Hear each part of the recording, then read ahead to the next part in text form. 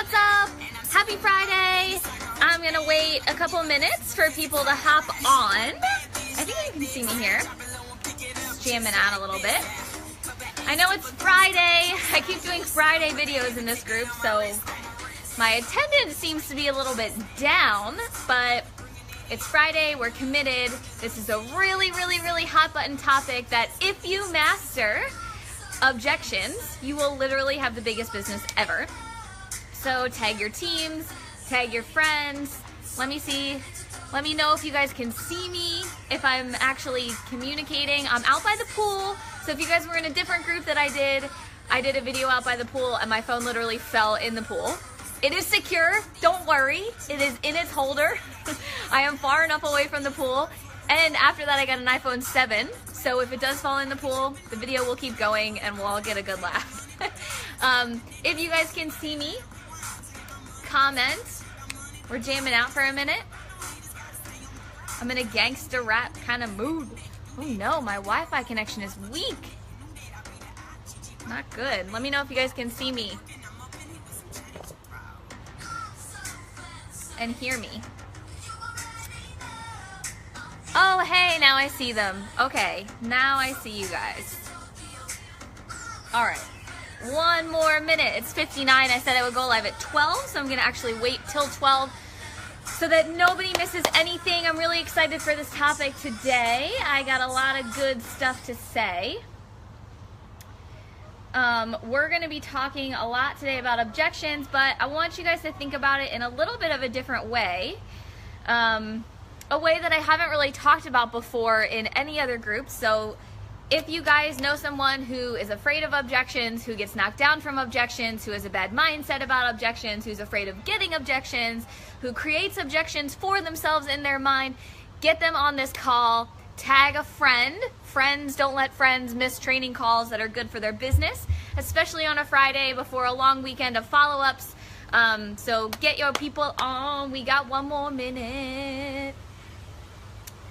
I turned the music off because I didn't know if Facebook was going to shut the live feed off even though it's in a private group, but that happened to me before. I did a whole video and then Facebook took it down because I had music at the beginning. But I just wanted to get a little bit hyped, got my energized. Are you guys at work today? Are you off today? What's going on? Okay, it's 12. Tell me where you guys are at today. Are you watching on your lunch break? Are you watching at home? Are you watching your kids? What are you doing right now? Tell me in the comments. We're gonna dig deep into objections. I did a lot of research for this call. I've been looking forward to this call. This is my church. I love objections. I think objections are a way for us to grow as people, as coaches. And as much as we don't want to think about Beachbody in this way, Beachbody is at the core. Everything that everyone does in America, overseas, is sales, right? The world runs on sales. Everything that you have in your house, everything you have around you right now, the desk that you're sitting at, the chair you're sitting on, the house you're living in was sold to you, right? Every single thing. The food market is sales.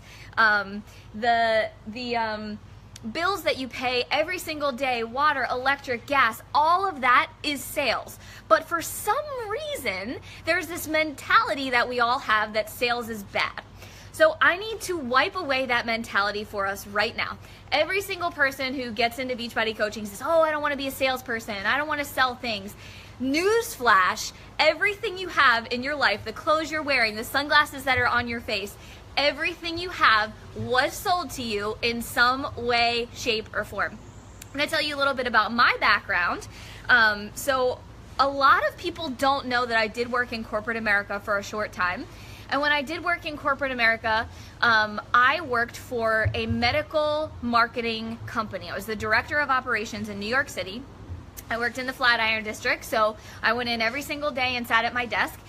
We were a women's medical marketing company. So basically the products that we worked with were Mirena, Plan B, the morning after pill. That was our big account when I worked there. And what we don't realize, right, as humans going through our days, is that every single thing you see, a billboard, when you walk into Target and you see all the signs, commercials, things on your Facebook page on the right-hand side, every single website you go to are combating objections and getting you to buy into a product that you are going to eventually purchase, right? Every single thing you see. Even if in your mind you don't think it's sales, every single thing you see, someone at some company has sat there and thought out the message that's coming to you, thought about all the objections that you're going to have, has had multiple people sitting in a boardroom over months at a time coming up with how do we sell this specific product to this specific person. Now I want to ask you something. When you walk into a Target, when you go into a CVS for something that you need, whether it be for medical, whether it be just a t-shirt, whether it be a 3-for-1 on bananas at Whole Foods, whatever it is, do you and I want you to answer these questions below because it's really important that we participate in this stuff. Do you automatically feel offended when you walk into Target and there is a sign about how the bikinis are buy one, get the second bottom half off? Do you automatically get offended? Answer below. Or do you walk into Target and you see those signs and you're like, oh, this is so salesy in here. I cannot believe this. Or when you walk into Target and you see the section right at the front door, you guys know what I'm talking about, where it's $5 stuff. It's like all really cool stuff, like little cheap stuff, maybe like mason jars for your house or whatever. Do you automatically get offended by that section because it's on sale? And you're like, how dare they talk to me salesy like this? No, the answer is no, absolutely not. Absolutely not. So why in our profession, when we go into conversations, do we get defeated? Do I see coaches quitting because people are giving objections? Here's the thing, objections are natural. Every single time you ask someone to spend their money on something, they are going to come up with 10 reasons in their head why they don't need to spend money on that. It has nothing to do with you. It doesn't mean you're a bad coach. It doesn't mean the product you have is bad. If you were selling lipstick or wine or something that didn't really add value, maybe I would say that. But step one to overcoming objections is knowing that they are 150% normal. Even if you go into Target to buy headbands, you will come up with 30 things in your head why you don't need those headbands, even though you walked in there to get it. Am I right?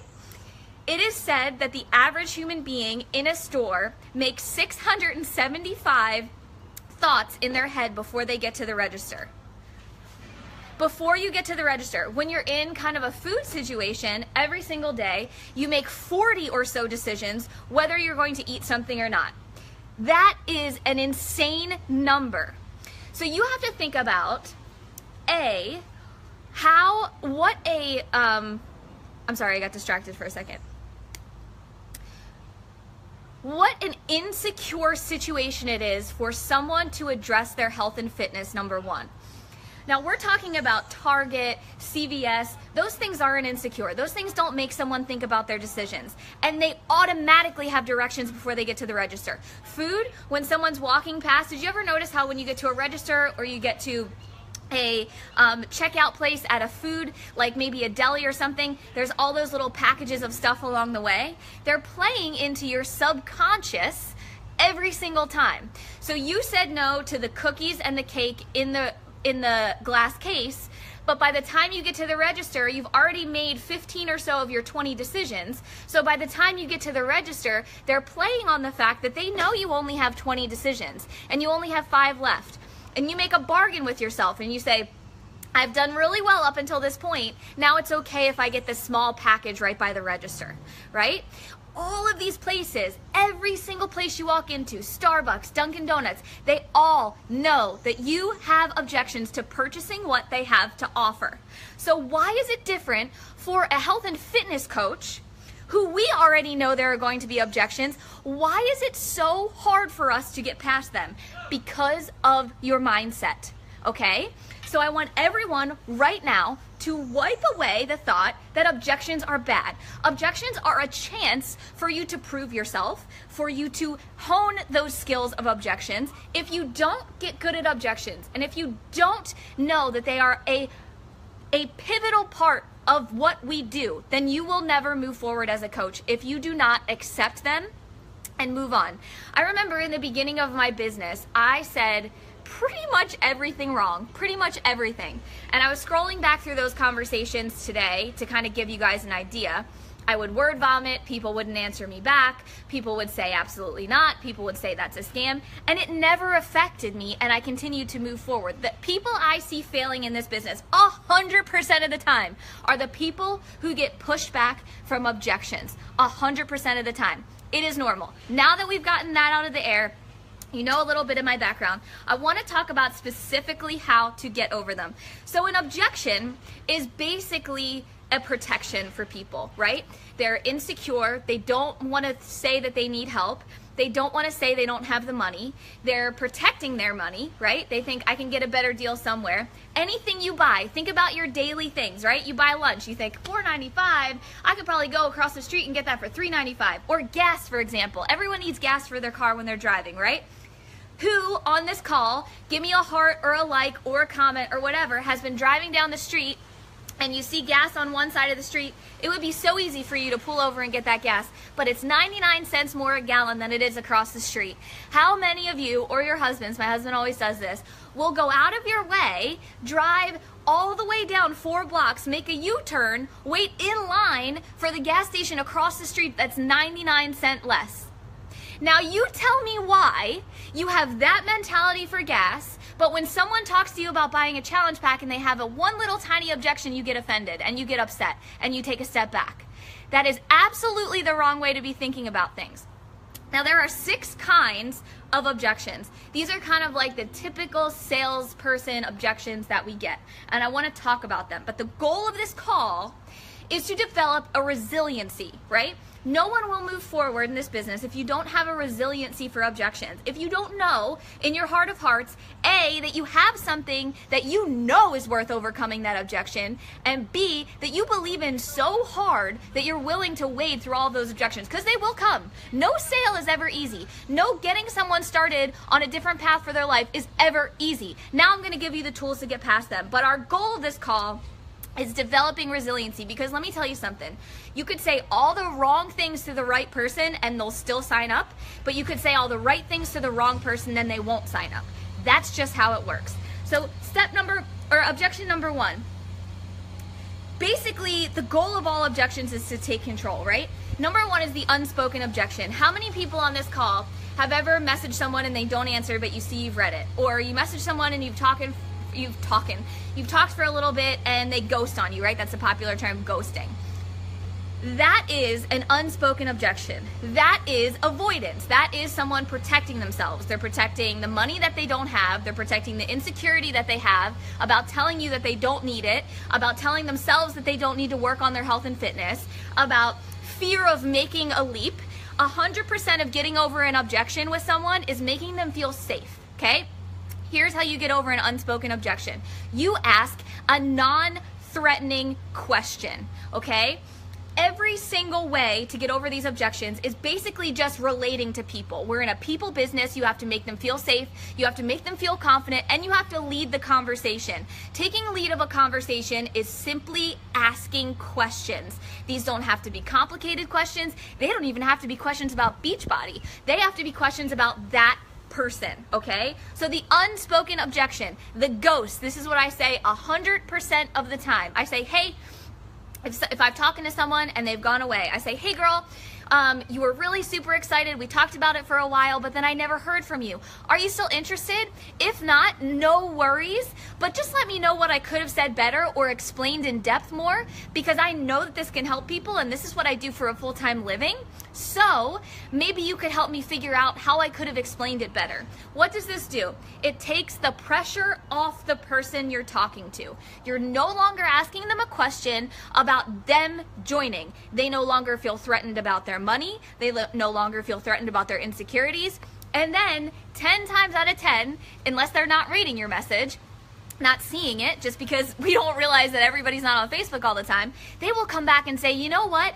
I'm just really insecure about the price and the value, and maybe you could have explained that better. Then what happens is I say, girl, I totally get it. I was the same way, relating. and then I explain the objections, and I will tell you guys 10 times out of 10, that person comes back to me a couple days later and says, you know what, thanks for answering that objection, I'm gonna sign up now. You have to always be asking questions to take control of the conversation. Now, if you're someone who is not confident, maybe you're a brand new coach on this call, which is awesome, by the way, thank you for making time to get on. You build confidence by constantly getting these objections and moving forward. A big part of our job as coaches is to make people courageous enough to make the decision to change their life. I want you to think about that. Make people courageous enough to make the decision to change their life. Now, that doesn't require skill. It doesn't require knowing the right thing to say. It doesn't require a panel of people figuring out how to market something. We have all that stuff done for us. It simply requires you knowing how to take control of the conversation by asking questions and not recoiling when you feel like you're defeated, right? The number 2 most common kind of objection is an excuse. Every single objection that you will receive is an excuse. I don't have the time. I don't have the money. I don't have the courage. Well, no one will actually say that, right? They'll protect it. They'll protect that stuff with, well, I have this, and this month, and I can't do it then. Or, you know what? I think it's a scam, and I can't. They're protecting themselves, right? It's an excuse. How do we combat the excuse? Number 1, you have to be building trust and be building this social collateral to combat these excuses on your public social media.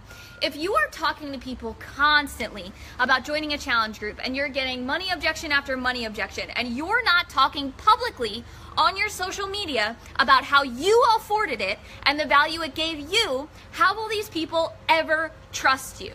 How will they ever trust what you're selling? We're a little bit different from big box stores, like I explained in the beginning, like Target and all of those things, because they have social collateral, right? They have that trust. They have that, oh, everyone buys their outdoor furniture from Target, right? They have that trust factor built already. Since you're a business startup, you need to build that trust, right? So a vitamin store that opens up down the street from, let's say, a CVS or a GNC, they have to start building that trust with customers, with conversations. How do we build that trust? With our social media. If you're not building trust about your challenge groups, about the people who are having success, if you're a brand new coach, guess what? Every single leader in this group started from not having anybody either. How did they build trust? They used examples from their team. They talked about their own experience. If you don't talk about your own experience and the things that you're talking in private to people, there's no way that you will overcome their objections, right? Number 3, the malicious objection. Now, we encounter this a lot because it is health and fitness. Sometimes you'll come across a person who's extremely unhappy with their own life, right? They're extremely unhappy with their weight, with the way they feel, with the fact that they're unhealthy, with the fact that you seem to be feeling great, right? Who's ever been in that situation? I know I used to be that person. I used to be the person who would be really, really kind of underhanded about people who were having success. Well, oh, she had this, or oh, she feels like this because she had that. Kind of like that malicious little jab when you're unhappy. Kind of like misery loves company. Like your friends who are unhappy. They want to go have a drink at the bar with you. They don't want to go work out with you and talk about how great things are going for you, right? The malicious objection, the trick here is that you have to realize it is never, ever about you. It is never about you. The malicious objection is always about an insecurity that that person has that they see that you are overcoming, and it's jealousy. You ever growing up and you're getting teased by people and your mom tells you over and over again it's jealousy, and you're like, shut up, mom, it's not jealousy, I'm just not cool. I am your mom telling you that it is jealousy. It is 100% about that person. How do you overcome this? You ask them a question about how they're feeling. A lot of times we make the mistake in conversations of talking too much about ourselves. I'm feeling great. I have so much energy. I overcame this. This changed my life. But the mistake of not asking how other people are feeling. And this leads me into my next most common objection, the subjective one. This is kind of a key or a clue when people say, well, that's okay for you. You did that, but I could never do that. Who's ever gotten that one, right? Or you're successful at this because of X, Y, and Z, and I have this, so I could never be successful at that, right? And that's an excuse too, but at the end of the day, this is a little sign for you that inside that conversation, you're talking too much about what you've accomplished. So there's a healthy balance, right? You have to relate and say, girl, me too, and yes, I was able to do this, this, and this, but then you have to always end the sentence with a question, and here's the key for this objection: flattery. You always have to flatter someone in a conversation to get them to open up. You have to tell them about something that you're impressed with them. For me, a lot of times, it's a simple, wow, I don't know how you juggle 3 children and a job and you're gonna get fit now. That's so amazing, you're such a powerhouse, right? Everyone loves flattery. When you go into Target, okay, and you go to the bathing suit section and they have all these signs about how good you're gonna feel, how great they fit, how great you're gonna look. When you go into a boutique and someone's helping you try something on and they tell you 1,000,000 times how great you look and you're like, no, it's a little tight here and it's a, do they say, oh, on me, that looks amazing, but on you, not so much? No, they'd never make a sale. They say, oh my God, this fits you exactly right. I could never wear something like that. They're flattering you to make the sale. You have to flatter people. This is not malicious. This is amazing. How amazing is it that all day we get to make people feel good about themselves in order to get them to take down their walls to move forward with their life? You have to flatter people. Number 5, the show-off objection. Did you ever come across someone who all of a sudden knows everything there is to know about your product? Oh, I've tried Beachbody. I had a friend who did the 21-day fix. I know that it's 30-day money back. Is there any way I can get this, this, and this? I've tried it before. I paid $130. I hate the shakes, right? There's always that person who knows everything there is to know about Beachbody, right? That is a show-off objection, right? The way that you get past this objection, the way you get over this, is you make them feel important, right? You make them feel like, wow, that's amazing that you know all this stuff. Have you ever thought about being a coach? Because you'd shoot right to the top. Kind of along the lines of flattery. However, you make them feel very important. A lot of our job all day long is flattering people, making people feel important, and getting to know them. Those are the 3 biggest ways you get over objections. You ask them questions about their goals, you get to know them, you tell them how great they're doing, and then you make them feel super important. You know, I always use this example, but I think it's really important to come up with again. When I was working in corporate America, there's LinkedIn, right? And on LinkedIn, like, there's groups and groups of people who are recruiters. They do this for their job. They literally find people to recruit, to put into positions in corporate offices. And on LinkedIn, they'll message you and say, oh my gosh, your resume looks awesome. Would you ever think about joining this company?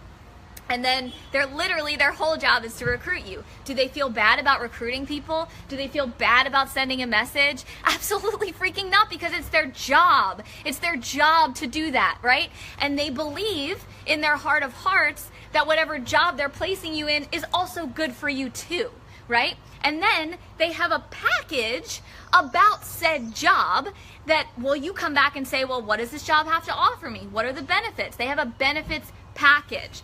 If you do not have this about your team, about your challenge group, about why they should join you, this is where you fail. You have to have a benefits package about what you have to offer, right? I could sit here and give you all the copy and paste objection responses that I could give you. And I'm gonna give them to you after this call. I have 11 slides of, I think there's 51 different ways to respond to an objection. Literally copy and paste, word for word, everything myself and my leaders on my team use. I could give that to you until I'm blue in the face. Everyone in the Bombshell Dynasty has already seen it. However, if you don't know why you are getting these people to say yes to you, that is why you're failing. You cannot copy and paste responses and get over objections. You have to know in your heart of hearts why a challenge group is good for them. What is it about them that they're looking to change? Are you flattering them? Are you making them feel important? Are you asking questions? Do you know why they're even talking to you? Are you relating to them? This is not rocket science. I want everybody after this call to go back to your original conversation with your coach about joining.